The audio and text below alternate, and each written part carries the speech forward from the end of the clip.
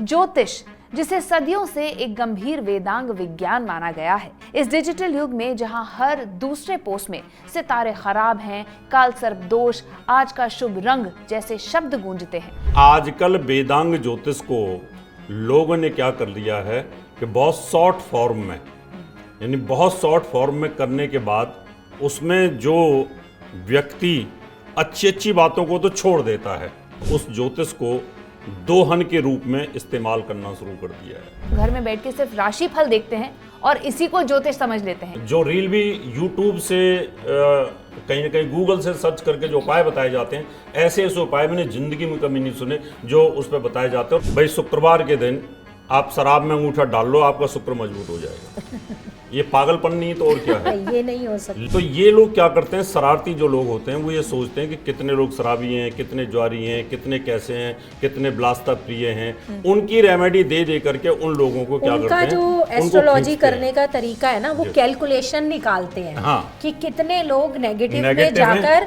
उन्हें प्रमोट कर सकते हैं, उनके व्यूज बढ़ सकते हैं। आज की डेट में 90 से 95% जो ऐप के ऊपर ज्योतिषी बैठा हुआ है वो सिर्फ साइकोलॉजी पे खेलता है, कुंडली खोल के भी नहीं देखता है। ये अब आपको लगता है कि व्यवसायीकरण हो गया है इस विद्या का? बीच में ना प्रॉपर्टी डीलरों का काम खत्म हो गया था, तो सारे प्रॉपर्टी डीलरों ने क्या किया कि एक अंक ज्योतिषी किताब ली और वो न्यूमरोलॉजिस्ट बन गए। ताश के पत्ते फैलाए आपने, इस तरह से टैरो फैला दिया, उसमें कोई चीज़ अच्छी भी आ गई तब भी आपने बोला ओहो आपका तो तलाक होने वाला है, तो इसका उपाय बता दो जी, इसका पैसा इतना लगेगा, उतना पैकेज, इतना पैकेज, इतना पैकेज। तो ऐसे डराने से उनको काम ज़्यादा मिलने लगा। अब सोशल मीडिया की वजह से हम लोगों ने कुछ टर्म्स सुन लिए हैं, सीख लिए हैं।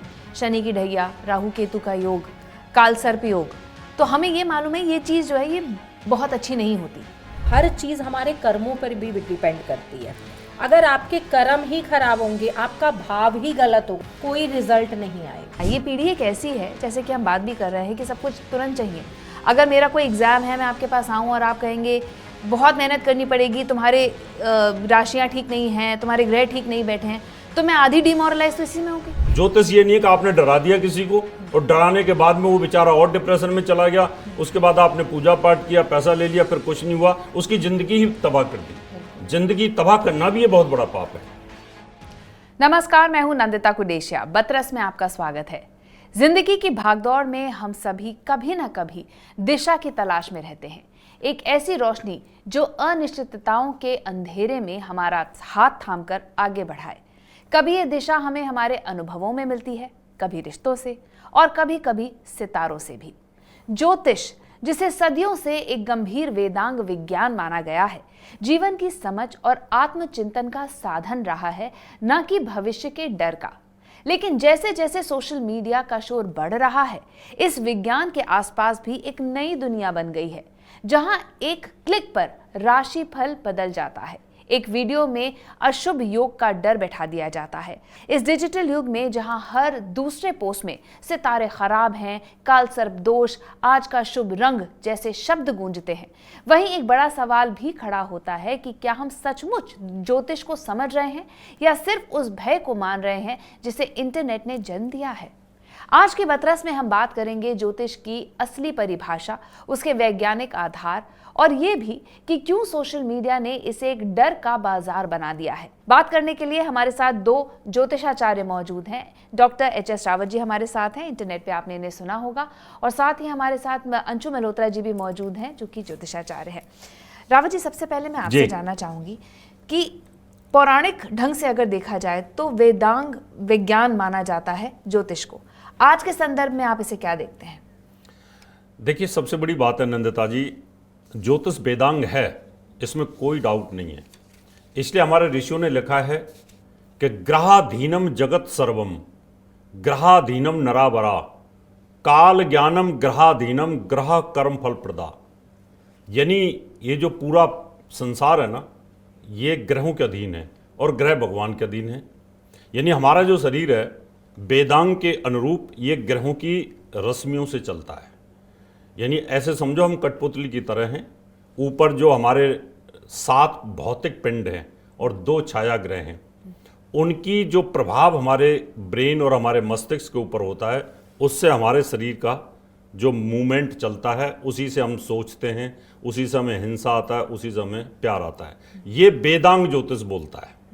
लेकिन आजकल वेदांग ज्योतिष को लोगों ने क्या कर लिया है कि बहुत शॉर्ट फॉर्म में, यानी बहुत शॉर्ट फॉर्म में करने के बाद उसमें जो व्यक्ति अच्छी अच्छी बातों को तो छोड़ देता है जो अच्छी हो सकती हैं, और जो उसमें बुराई भरी बातें हैं, अशुभ बातें हैं, उनको लेकर के आदमी की सोच ऐसी बन जाती है कि उस ज्योतिष को दोहन के रूप में इस्तेमाल करना शुरू कर दिया है। यानी जो ज्योतिष अच्छे काम के लिए होनी चाहिए थी, जिस ज्योतिष का बेनिफिट हम बच्चों की पढ़ाई के लिए ले सकते हैं, अच्छा लड़का ढूंढने के लिए ले सकते हैं, अच्छी जॉब के लिए ढूंढ सकते हैं, व्यापार के लिए कर सकते हैं, बिजनेस के लिए कर सकते हैं, विदेश जाने के लिए कर सकते हैं, यहाँ रहें कि बाहर रहें, बीमारियों को कंट्रोल करने के लिए कर सकते हैं, कब भाग्योदय होगा, कितनी मेहनत करनी चाहिए, कौन सी स्ट्रीम ठीक है, क्या आईएएस बन सकते हैं, क्या राजनीति सूट करती है, क्या इंजीनियर बनना चाहिए, उन चीज़ों को तो दिया हमने छोड़, है ना। और उनको छोड़ करके हम उन चीज़ों पे आ चुके हैं कि बस आप छोटी सी बात बोलिए और बोलने के बाद आदमी उसमें कहीं ना कहीं भय के साए में चला जाता है कि आपके ऊपर तो शनि लग गया है, आपके ऊपर तो नीच का मंगल लग गया है, आपकी तो ये स्थिति पैदा हो जाएगी, आपके ऊपर काल सर्प होगा, आपके ऊपर पितृ दोष है, आपके ऊपर शापित दोष है। जब आदमी इन सब चीज़ों से, बहुत सारे चंद्रमा पीड़ित लोग होते हैं, वो भय के साए में डिप्रेशन में चले जाते हैं, जो दुरुपयोग हो रहा है इसका। तो हर अच्छी चीज का कहीं ना कहीं दुरुपयोग तो होता है। ज्योतिष विद्या को राक्षस भी सीख सकते हैं और देवता भी सीख सकते हैं। देवताओं ने इसको संसार के भले के लिए इस्तेमाल किया और राक्षसों ने इसको दुरुपयोग किया। यानी ज्योतिष तो रावण को भी आती थी, बिल्कुल, लेकिन उसके इसका दुरुपयोग किया।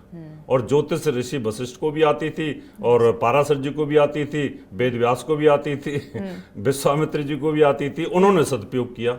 तो ये कहीं ना कहीं नंदिता दी, ये वेदांग है। और वेद क्या है कि ये सृष्टि कैसे चलती है, वो वेद है। ज्ञान का भंडार वेद है। तो इस ज्ञान के भंडार में ज्योतिष का सदुपयोग करना चाहिए हमें, जिससे हम अपने भारत को और उन्नत बना सकें, अपने आने वाली पीढ़ियों को उन्नत बना सकें। पहले एक ज़माना था मैम कि जब ज्योतिषाचार्य के पास जाते थे, कुंडली लेके जाते थे, एक एक ग्रह को वो स्टडी करते थे, आपके हाव भाव को स्टडी करते थे, और जैसा आपने बताया पॉजिटिव बातें करते थे। अब लोग भी जो हैं वो कहीं ना कहीं जल्दबाजी में रहते हैं। आप यकीन मानिए, बहुत सारे लोग घर में बैठ के सिर्फ राशिफल देखते हैं और इसी को ज्योतिष समझ लेते हैं। इस पर क्या कहेंगी? देखो, राशिफल एक जर्नली बताया जाता है। सबकी जो नाम बोला जा रहा है उसकी राशि अलग होगी, जो कुंडली की राशि होगी, जन्म कुंडली की, वो अलग होगी। अब ग्रह जो काम करेंगे वो कहीं ना कहीं हमारी जो जन्म कुंडली के ग्रह हैं उससे काम करेंगे ना। अब लोग क्या करते हैं, जर्नली कोई राशि सुन ली कि मेष राशि का 2026 कैसा रहने वाला है, तो वो अपने मन में ये धारणा बना लेंगे कि हमारा अच्छा नहीं रहने वाला है। वो इसे क्रॉस वेरीफाई नहीं करेंगे। आचार्य जी ने बिल्कुल ये बात सही कही कि इस चीज़ को आप नेगेटिव और पॉजिटिव दोनों चीज़ों में लेना ना लेना ऑडियंस की अपनी मर्जी है कि वो किस तरीके से इसे ले रहे हैं। हालांकि एस्ट्रोलॉजी जो है, ज्योतिष को हम बच्चों की प्रोग्रेस के लिए लेते हैं कि ठीक है, हमारे बच्चे का करियर किस में रहेगा, या हम अपनी बच्ची की शादी करने जा रहे हैं तो क्या आने वाला जो जीवन साथी है वो उसके लिए सही है या नहीं। लेकिन वहाँ से घूम करके लोगों ने शॉर्टकट अपनाया है कि पेशेंस नहीं है। सबसे बड़ी चीज़, कोई भी रेमेडी अगर कोई एस्ट्रोलॉजर बताता है तो उसके बाद लोगों में पेशेंस नहीं है। उन्हें लगता है झट से ये काम हो जाना चाहिए, और उसी चीज़ के अंदर, उसी जो ये बिना पेशेंस की चीज़ें चल रही हैं, जो सब्र उनके अंदर ख़त्म हो गया है, वहाँ जो ये नेगेटिव रोल आ रहा है ना, वो वहाँ बढ़ता जा रहा है। कि उन्हें लगता है अगर ये कह रहे हैं 24 घंटे में काम होगा तो ये एस्ट्रोलॉजर ज़्यादा बढ़िया है, इसकी रेमेडी ज़्यादा अच्छे से वर्क करेगी। जो ये कह रहा है कि भाई टाइम लगेगा, सारे ग्रह हमारे अपने अंदर ही है ना। अब जितने ग्रह हैं हमारे अपने शरीर के अंदर है, और कुछ ना कुछ हमारे कर्मा भी हैं। गीता में भी तो कहा गया है कि कर्म करेंगे तो समय बदलेगा। वो कर्म करने का टाइम किसी के पास नहीं है। कर्म करना नहीं चाहते हैं, पेशेंस रखना नहीं चाहते हैं, तो 24 घंटे में चाहे वो नकली बिके या असली बिके, वो उन्हें अच्छा लगता है। तो डरते हैं, उपाय ढूंढते हैं और एन तेन उपाय करने लगते हैं, ये नहीं जानते हुए कि क्या वो उनके लिए फलदायक है भी देखो, कि नहीं। ये भी नहीं चेक करते हैं कि जो उपाय वो बताया जा रहा है उसकी जरूरत उन्हें है भी या नहीं। उसका नेगेटिव भी तो मिल सकता है उन्हें। ये जरूरी तो नहीं है कि हर उपाय हमें सूट करता है। बिल्कुल। हो सकता है वो ग्रह हमारा सही हो जिसका हम उपाय करने जा रहे हैं, तो वो हमें नेगेटिव भी देगा, हम उसे खराब कर रहे हैं। बिल्कुल। ये चीज तो सोचते ही नहीं है, जल्दबाजी बहुत ज्यादा है, पेशेंस जीरो है।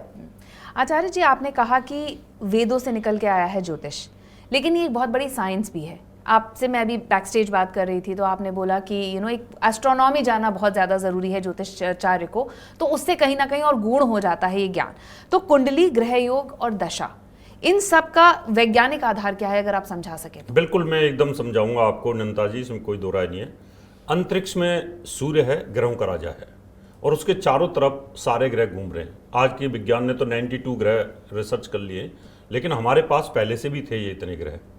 लेकिन ह्यूमन बॉडी के ऊपर फिजिकल 7 ग्रहों का प्रभाव है और 2 छाया ग्रह हैं, क्योंकि ग्रहों की छाया का भी प्रभाव होता है।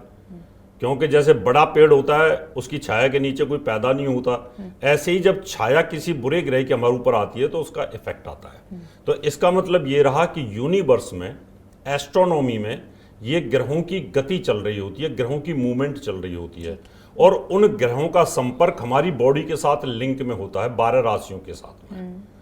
अब मान लो ये मेष राशि है, ये हमारे सिर को प्रभावित करती है, इसका स्वामी मंगल है। अब मंगल ग्रह ऊपर किसी ऐसे अपने दुश्मन के साथ कहीं एक ही राशि में अटैच हो गया घूमते घूमते, यानी हिंदुस्तान पाकिस्तान एक हो गए, तो नेगेटिव ही मिलेगा तो उसका। इसका मतलब सिर के अंदर विस्फोट होगा। विस्फोट मीन्स सिर में दर्द हो सकता है, सिर में तकलीफ हो सकती है, सिर में कैंसर हो सकता है, सिर दर्द हो सकता है, फिजिकल तकलीफ की ट्यूमर बात। हो सकती है। अच्छा। क्योंकि मेष राशि में 2 दुश्मन ग्रह इकट्ठे हो गए। अब मान लो फेस 2 नंबर की राशि इसको रिप्रेजेंट करती है। अब अंतरिक्ष में अगर ज्योतिषी को ये पता है कि 2 नंबर की राशि पर शनि राहु इकट्ठे हो गए हैं, तो आपका जो चेहरा है ना, वो कहीं ना कहीं ऐसा हो जाएगा कि आदमी ये सोचेगा ये चुगलखोर है ना। आपका चेहरा ऐसा हो जाएगा कि लगेगा कि जैसे ये आदमी, विश्वसनीयता कम हो जाएगी। उसकी आंख, नाक, बात करने का तरीका, पलक झपकने का तरीका ऐसे लगेगा, ग्रहों का प्रभाव चेहरे पे दिखेगा, तो वो लगेगा कि ये चुगलखोर आदमी। अभी मान लो 3 नंबर की राशि है, यूनिवर्स की बात बता रहा हूँ, प्रेजेंट की। अभी 3 नंबर की राशि के ऊपर मान लो शनि मंगल इकट्ठे हो गए या मंगल राहु इकट्ठे हो गए, तो इसका मतलब 3 नंबर की राशि गलों को प्रभावित कर रही है। अच्छी भली स्त्री है और थायराइड निकल के आ गया, अच्छा वाला आदमी है, उसको कहीं ना कहीं गले का कैंसर निकल के आ गया, और हम लिख रहे हैं कि मिथुन राशि वालों, आपकी राशि पर मंगल शनि इकट्ठे हो चुके हैं, तो आपको थायराइड या कैंसर जैसी बीमारियां डिटेक्ट हो सकती हैं, और वो 100% सटीक जाता है। क्योंकि हमने यूनिवर्स को समझा है, हमने एस्ट्रोनॉमी को समझा है, हमने देवताओं के हिसाब से नहीं लिया उसको। 4 नंबर की छाती को रिप्रेजेंट करती है। अब 4 नंबर की राशि के ऊपर अगर बुरे ग्रह वहां पर आ गए, तो हम बोलेंगे इस समय कोल्ड कफ से पीड़ा हो जाएगी, आपको लंग्स इन्फेक्शन हो सकता है, आपको कोरोना होगा, क्योंकि वहां बुरे ग्रहों की कंजक्शन हुई है, तो उनकी रेज हमारे शरीर के ऊपर इसका इफेक्ट आ गया। अब 5 नंबर मान लो हार्ट को, अब सूर्य इसका राजा होता है, ग्रहों का राजा भी है सूर्य, वैसे तो पृथ्वी होती है, लेकिन उसको हमने ज्योतिष में सूर्य लिया है। अब 5 नंबर की राशि और सूर्य ग्रहण में आ गए, वहां पे राहु केतु साथ में जुड़ गए, तो जैसे अब 2026 की हमने प्रोडिक्शन करी है कि आप देखिए अगस्त सितंबर के अंदर सूर्य और केतु इकट्ठे होंगे, तो 17 अगस्त से लेके 17 सितंबर 2026 के बीच में, 1 महीने के बीच में सबसे ज्यादा हार्ट अटैक होंगे। अच्छा, ये निश्चित है, क्योंकि अंतरिक्ष में 2026 में सूर्य केतु के साथ और राहु की दृष्टि में फंसेगा, तो हार्ट पे इफेक्ट आएगा, यानी हार्ट से जुड़ी हुई रेज डिस्कनेक्ट कर दी। तो इसका मतलब यूनिवर्स के अंदर जो भी चीज हो रही है, उसको ज्योतिषी को जानना बहुत जरूरी होता है, गोचर के अंदर आज क्या चल रहा है। इसीलिए हम बोलते हैं कि 2026 कैसा रहने वाला है। एक चीज और ध्यान रखना पड़ेगा, इसमें हम साथ में बताते हैं कि मान लो बच्चा है, उसकी भी वही सिंह राशि है ना, और जवान प्लेयर है, उसकी भी सिंह राशि है, बुजुर्ग है उसकी भी सिंह राशि है, एकदम बुजुर्ग है उसकी भी सिंह राशि है, तो सबको हार्ट अटैक थोड़ी हो जाएगा। बिल्कुल, एग्जैक्टली, केस ऑन केस होता है, सही बात है। अब हम फिर साथ में ये बताते हैं, अगर आपकी कुंडली में बाई बर्थ सूर्य केतु की युति है या सूर्य राहु की युति है, और आपका एज फैक्टर वो कैलकुलेट किया जाता है कि इस एज के अंदर इस ग्रह का प्रभाव आता है। तो उस एज में वो दशा और अंतरदशा आएगी तो आपको हार्ट की प्रॉब्लम आएगी, सबको नहीं आ सकती। देखो, आप किसी बीमारी की मेडिसिन खा रहे हैं, लेकिन आपको किसी ने कहा दिया अरे मैंने भी ये खाई थी और मैं सही नहीं हुआ, ठीक है, वो बात आपके माइंड में बैठ जाएगी कि उसने भी खाई थी, उसको कोई रिजल्ट नहीं आया था, मुझे भी नहीं आएगा।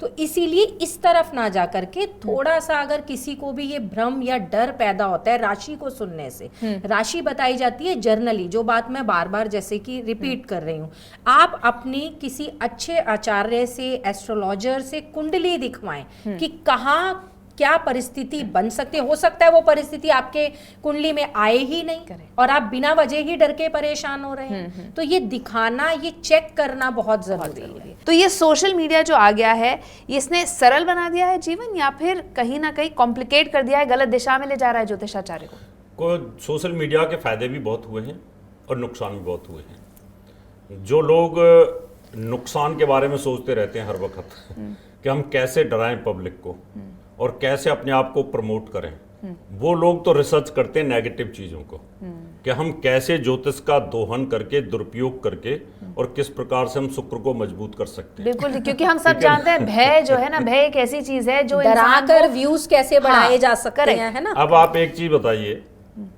भाई, शुक्रवार के दिन आप शराब में अंगूठा डाल लो, आपका शुक्र मजबूत हो जाएगा।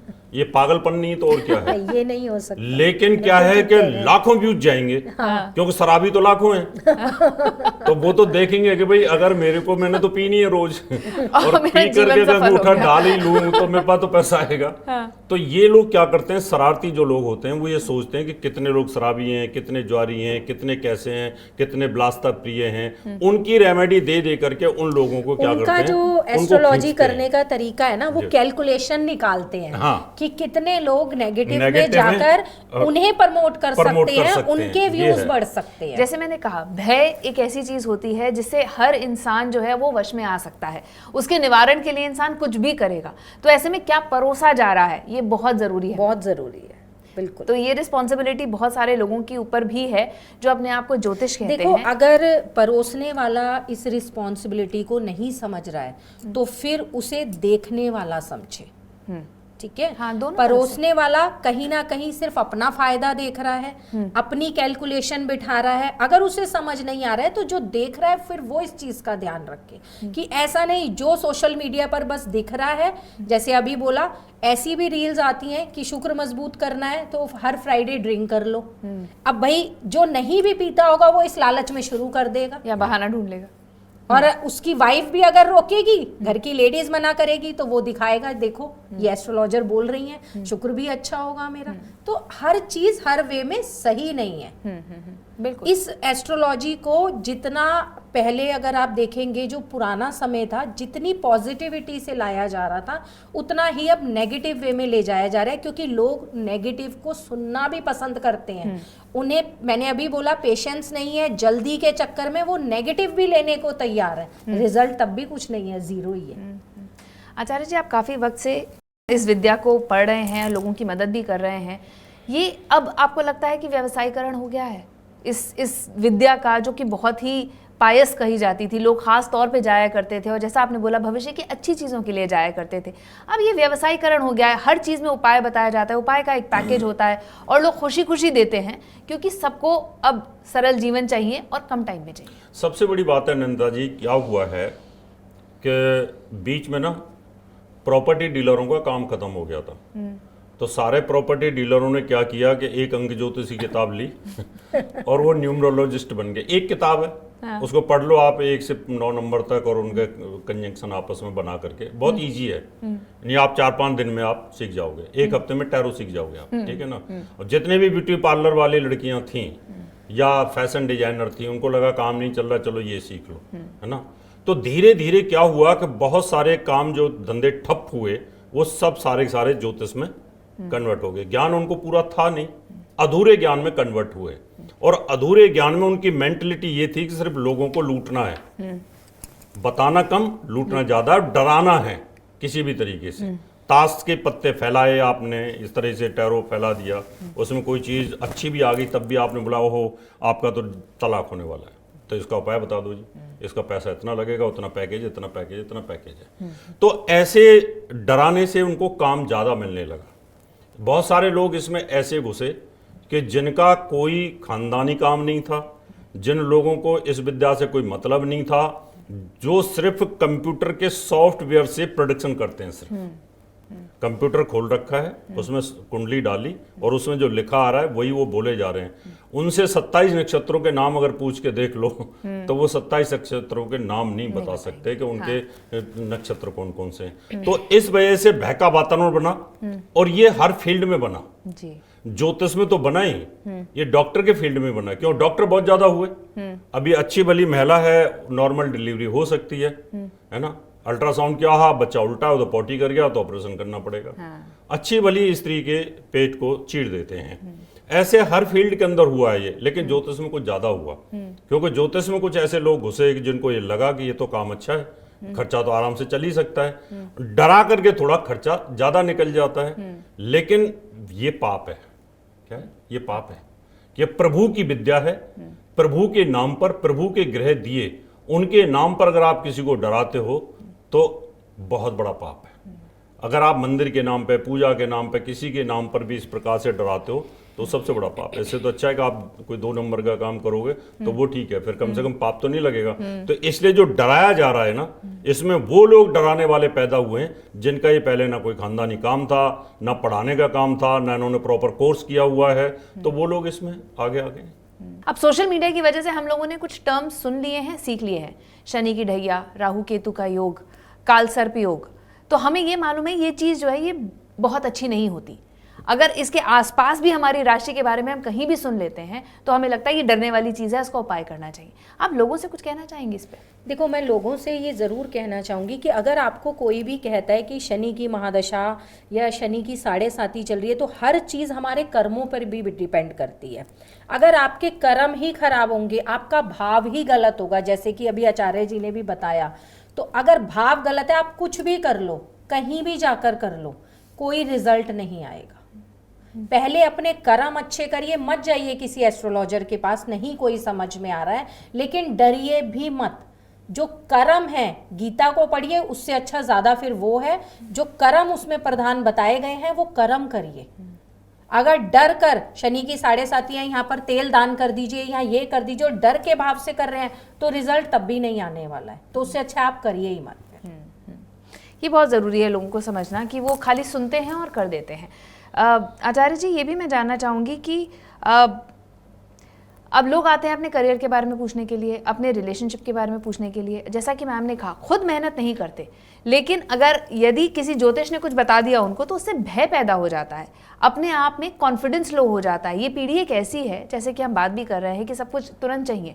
अगर मेरा कोई एग्ज़ाम है, मैं आपके पास आऊँ और आप कहेंगे बहुत मेहनत करनी पड़ेगी, तुम्हारे राशियाँ ठीक नहीं हैं, तुम्हारे ग्रह ठीक नहीं बैठे हैं, तो मैं आधी डिमोरलाइज तो इसी में हो गई। नंदिता जी, ज्योतिषी का काम सबसे बड़ी बात है कि सुबह उठे, पूजा करे, गायत्री पाठ करे, भगवान से प्रार्थना करे, सरस्वती माँ से प्रार्थना करे कि हे माँ, मैं अब गद्दी पे बैठ रहा हूँ, मेरी वाणी से गलत काम और गलत भाषा ना निकले कोई। ये पहला कर्तव्य पारस जी ने बिल्कुल, बोला क्योंकि अपने भी कर्म खराब हो गए हैं ना। हम लोगों को ज्ञान दे रहे हैं लेकिन हम अपना ही कर्म खराब कर रहे हैं, तो फिर क्या फायदा है। इतना करने के बाद जब आप बैठते हो तो फिर आप भगवान के साथ लिंक हो जाते हो, माँ सरस्वती के साथ लिंक हो जाते हो। कोई बच्चा आता है कि जी मेरा इंटरव्यू है, मैंने IAS क्लियर कर लिया है, तो हम उसको बोलते हैं कि बेटा बेखौफ होकर इंटरव्यू देना, तुम्हारे आज का गोचर ग्रह बहुत मजबूत है, दिल में घबराना नहीं है बिल्कुल भी, और ये सोच लेना कि पंडित जी ने, गुरु जी ने बोला है कि मैं इंटरव्यू क्लियर करूंगा। हमने क्या किया कि उसकी जो स्कैटर्ड एनर्जी थी, जो घबराहट थी, उसको अपनी भाषा से उसको इकट्ठा कर दिया और उसकी मजबूती कर दी, कॉन्फिडेंस बढ़ा दिया, बिल्कुल। और उसने इंटरव्यू क्लियर बेखौफ करके दिया और वो पास हो गया।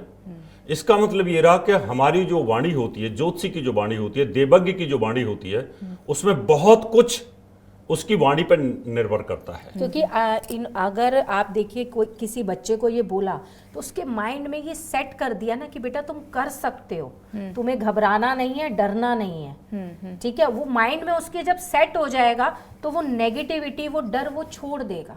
उसे दिमाग में एक ही बात याद रहेगी कि आचार्य जी ने बोला था, हाँ, मैं कर सकता हूँ। इसमें नंदिता जी यूनिवर्स की जो मैं बात कर रहा था, ग्रहों में 6 प्रकार के बल होते हैं, जिसमें स्थान बल होता है, दृष्टि बल होता है, दिशा बल होता है, युति बल होता है, चेष्टा बल होता है, काल बल होता है। जैसे मैंने कहा कि नंदा जी आप चिंता मत करो और आप तो ये चुनाव जीत सकती हो। अब आपने पूरी अपनी एनर्जी को इकट्ठा कर लिया कि मैं चुनाव जीत सकती हूँ, पूरी एनर्जी एक जगह लगा दी मन के अंदर, और साथ में मेरा बल मिल गया आपको। क्या मिल गया? बल मिल गया, तो आप कर जाएंगे।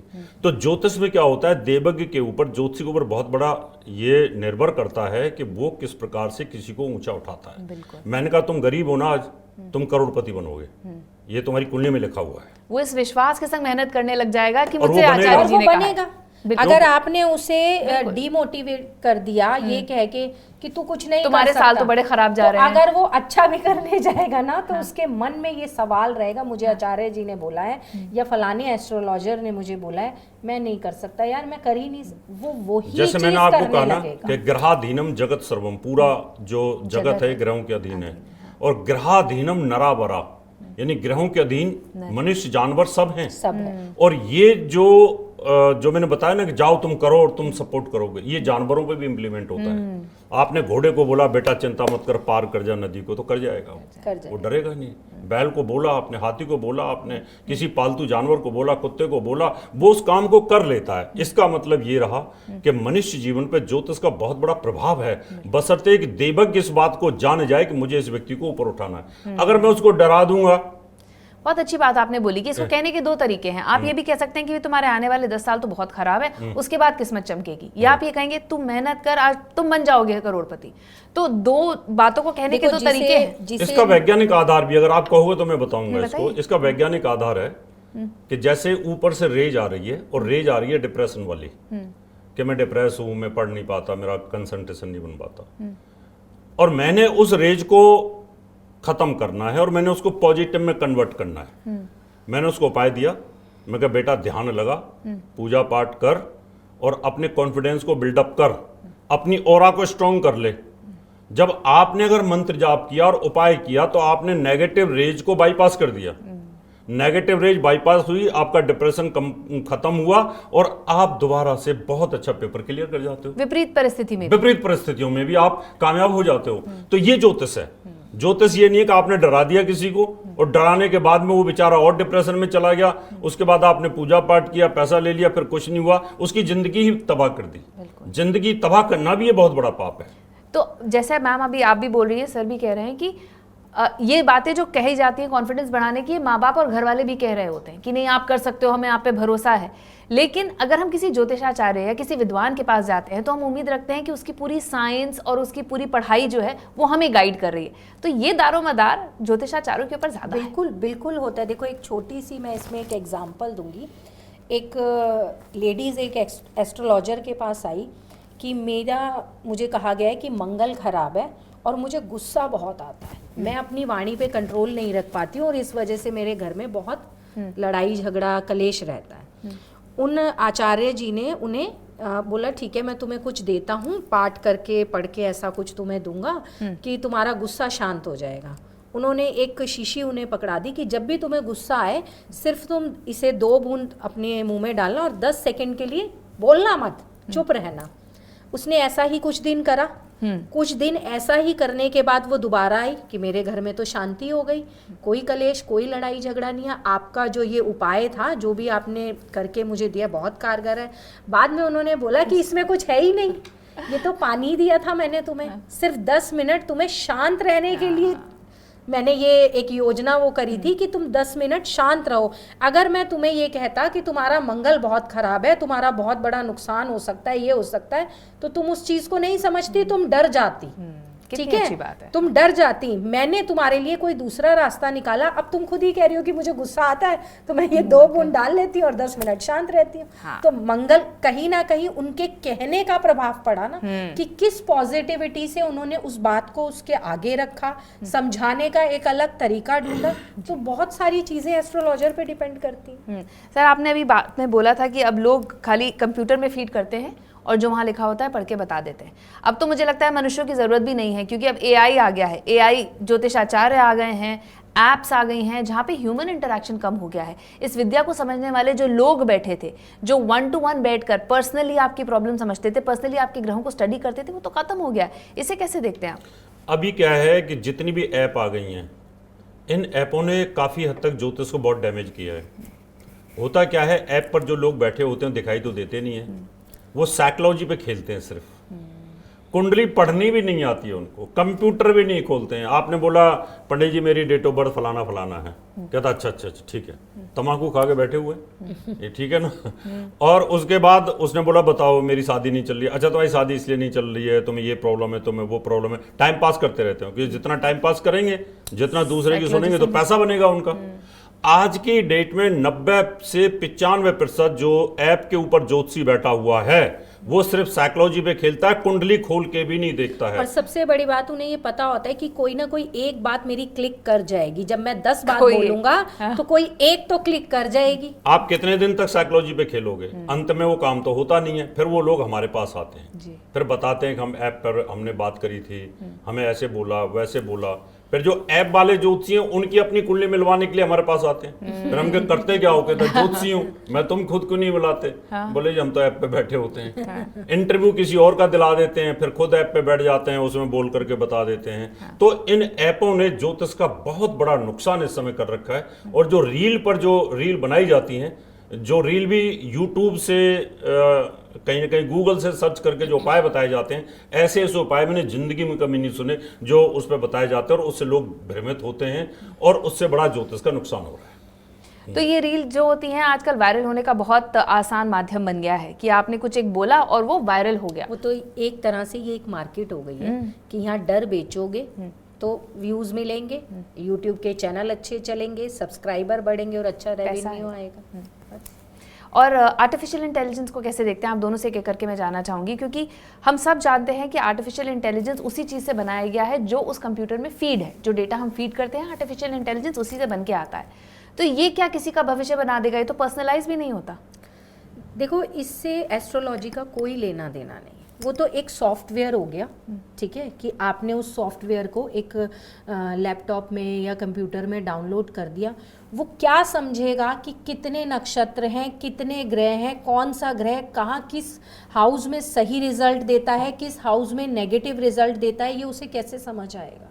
लेकिन लोगों को ये चीज़ डिटेल में सुननी ही नहीं। आप कभी भी देखिएगा, यूट्यूब पे भी देखिएगा, जो बहुत डिटेल में बता रहा होगा ना उसे कह देंगे अरे इसे कुछ नहीं पता है, ये तो बस बोले ही जा रहा है। क्योंकि उन्हें क्या चाहिए कि सिर्फ शॉर्ट एक रेमेडी बताए, अरे तुम ये करके आओ तुम्हारा ये काम बन जाएगा। तो वो कहाँ से वो ऐप वैल्यूएबल रह गई? बिल्कुल बिल्कुल सर, आपका बिल्कुल भी नहीं है। मैं नंता जी बताना चाहता हूँ, जैसे सॉफ्टवेयर है, सॉफ्टवेयर में भी उन बुक्सों को डाल दिया गया जो हमारे पास बुक्स है। पारासर्प है, जेमिनी है, हमारे पास जातक पारिजात है, मानसागरी है, उसमें जितने भी योग हैं वो सब उसमें टाइप कर दिए गए फाइल है। ऐसे ही आर्टिफिशियल इंटेलिजेंसी के अंदर सॉफ्टवेयर इंजीनियर जो हैं आर्टिफिशियल वाले, उन्होंने सब डाल दिए। आपने एक डेट ऑफ बर्थ डाली, वो कुंडली बना लेगा ऑटोमेटिकल। कुंडली के अंदर वो देख लेगा, क्योंकि फास्ट काम करते हैं। फास्ट काम करने के बाद जो प्रश्न आप पूछोगे उस प्रश्न का जवाब उस पुस्तक में कहीं ना कहीं मिलेगा। हो गई। लेकिन पुस्तक में जो लिखा है वो तो एक ही चीज, एक सूत्र लिखा हुआ है सिर्फ। उसके बहुत सारे कॉनोटेशंस और होंगे, और उसके तो 144 हो जाते हैं। बिल्कुल। वो वही सूत्र 12 जगह इंप्लीमेंट होगा, 12 जगह इंप्लीमेंट होगा। मैंने कहा कि आपका जो मंगल है वो सप्तम भाव में बैठा है, ये आपकी पत्नी को नुकसान करेगा। तो उसमें आर्टिफिशियल इंटेलिजेंस लिख दिया।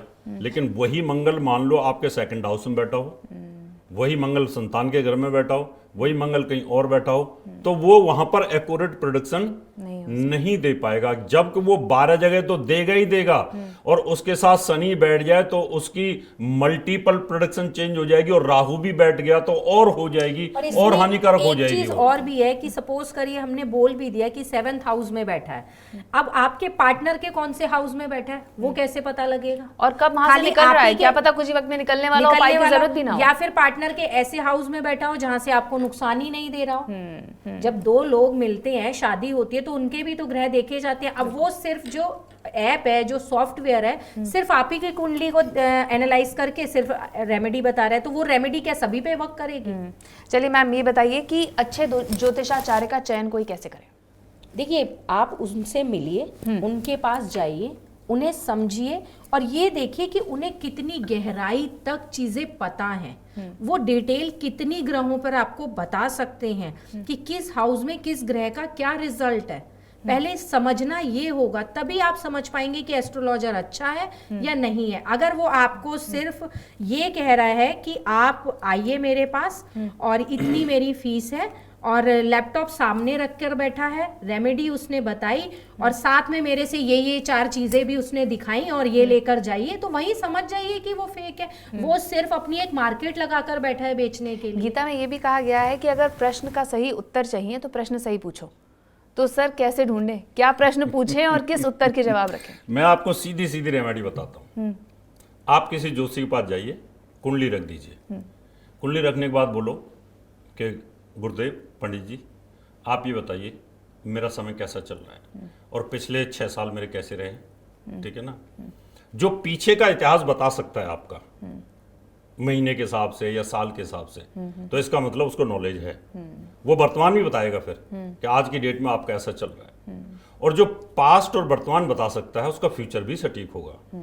आप किसी को बोलो ही मत कि मेरे को शादी की प्रॉब्लम है, मेरे बच्चे नहीं हो रहे, या मैं आईएएस बनना चाहता हूँ, कुछ मत बोलो। कुंडली रखो या डेट ऑफ बर्थ दो कि बताओ सर, आप बताइए प्लीज। तो इस मामले में तो सारी ऐप्स फेल हैं, क्योंकि मैं अपने दर्शकों को बताना चाहूंगी कि जब मैं इस प्रोग्राम की प्रिपरेशन कर रही थी तो एक्चुअली मैंने एक ऐप खोली और उसमें मैंने डिटेल डाली, और मेरी डिटेल डालने के बाद वहाँ पे एक सवाल आता है, नमस्कार मैं हूँ सो एंड सो पंडित, बताइए क्या जानना चाहती है।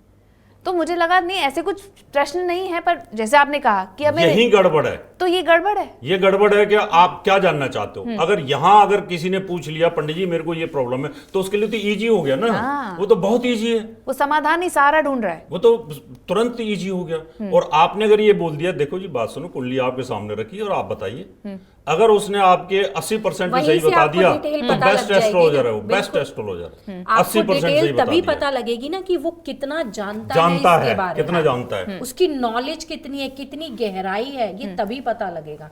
आपने उसे बता दिया 4 चीजें उसने आपके सामने रख दी, पूजा करवा लो, ये रतन पहन लो, ऐसे कर लो, तो सही हो जाएगा। तो मार्केट भी अब चल हम गई। इतनी फीस लेते हैं, कई लोग हमारे सामने आते हैं वो ऐप की तरह ही पूछते हैं। मैं क्या चुप सुनो, पहले चुप बैठो, पहले अपनी कुंडली का एनालिसिस सुनिए कि आपका जब आप पैदा हुए थे तो आपके भाग्य में क्या लिखा था, वो मैं बताता हूँ। क्या हुआ है वो बता देता हूँ, और क्या हो रहा है वो भी बताऊंगा, और फिर भविष्य भी बताऊंगा। पहले सुन लो। वो चुप सुनते हैं। अब बताओ कि तुम सेटिस्फाई हो? बोले हाँ। अब आगे का पूछो। अब आगे का पूछो। चलिए, तो ये मैं होना चाहिए। अपने कार्यक्रम के अंत में आ गए हैं, पर मैं एक एक करके आप दोनों से चाहूंगी अपने कैमरे में देख के आप बताएं, एक मैसेज दीजिए उन लोगों को जो ज्योतिष की दुकान खोल के बैठे हैं, एक मैसेज दीजिए उन लोगों को जो इनके ग्राहक बने बैठे हैं। रील जितनी भी आ रही हैं या ऐप, ये आपके जीवन को चौपट भी कर सकती हैं, क्योंकि गलत दिशा में दिया हुआ उपाय और गलत रील सुन करके आप अपने ग्रहों को खराब कर सकते हैं। इसलिए आपसे मैं यही कहना चाहूंगा, सोच समझ करके किसी ज्योतिषी से कंसल्ट करिएगा।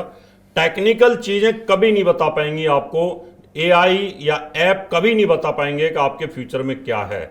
और दूसरी चीज, जो ये ज्योतिष कर रहे हैं, ज्योतिष के नाम पर जो मूर्ख बना रहे हैं, मैं उनसे निवेदन करना चाहूंगा, भगवान के नाम पर, पाराशर जी के नाम पर, वेद व्यास के नाम पर, प्लीज आपसे निवेदन करना चाहूंगा आप ये काम ना करें। अगर आपको ज्ञान है तो आप करिए, नहीं तो पाप का घड़ा आपका भरता चला जाएगा। मैं ये कहना चाहूँगी सभी एस्ट्रोलॉजर्स को जो इस तरह का काम कर रहे हैं, ईश्वर ने अगर हमें चुना है किसी की भलाई के लिए, किसी की हेल्प करने के लिए, तो उसे सही दिशा दें। गलत के नाम पर सिर्फ अपनी मार्केट चलाने के लिए ये काम ना करें, क्योंकि कहीं ना कहीं कर्मों के भागीदार आप भी बनेंगे, और उस चीज़ से डरिए। और जितनी भी ऑडियंस है, जो भी एस्ट्रोलॉजर के पास जाता है, प्लीज़ अगर कुछ नहीं समझ में आ रहा है तो पहले उसका ज्ञान समझिए कि उसे कितनी नॉलेज है। जूठे के नाम पर कुछ ये खरीद लीजिए, ये अच्छा हो जाएगा, ये सब मत करिए। उसके ज्ञान को परखिए, उसकी नॉलेज को परखिए, तब डिसीजन लीजिए। तो ये साल अच्छा है कि नहीं, ये वक्त अच्छा है कि नहीं, ये तो वक्त आने पर पता चलेगा। समाधान ढूंढिए, सहारा मत ढूंढिए, और सबसे इंपॉर्टेंट बात, कर्म करते रहिए, अच्छे कर्म करते रहिए। आज के बतरस में बस इतना ही। नमस्कार।